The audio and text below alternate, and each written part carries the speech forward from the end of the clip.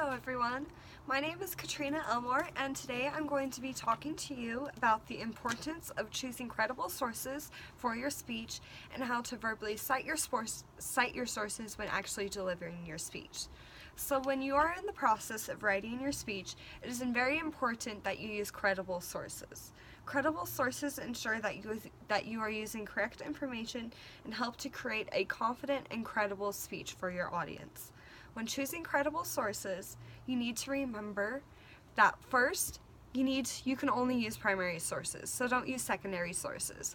Second, you can't use Wikipedia. If you want to use Wikipedia as a reference, you can. However, you need to go down to Wikipedia's references and see where they actually got their sources from and go from there.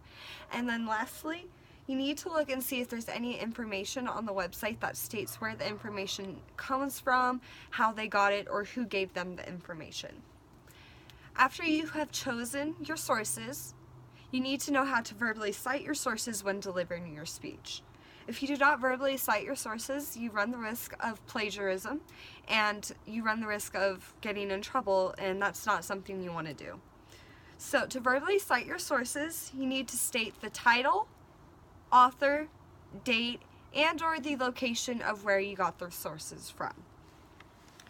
A helpful handout to have when you're writing any type of speech is the 50 Ways to Cite Your Resources handout.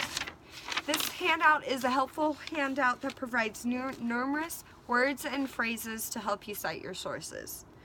Some examples or words or phrases that this handout includes is in support of, indicates, advises, continues to, etc.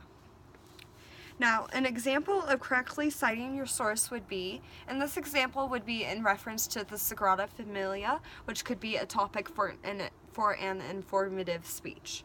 So, Jeremy Berlin from National Geographic on November 5th, 2015 reveals that the building is now 70% complete and is on track to be finished in 2026, the centenary of Gaudi's death.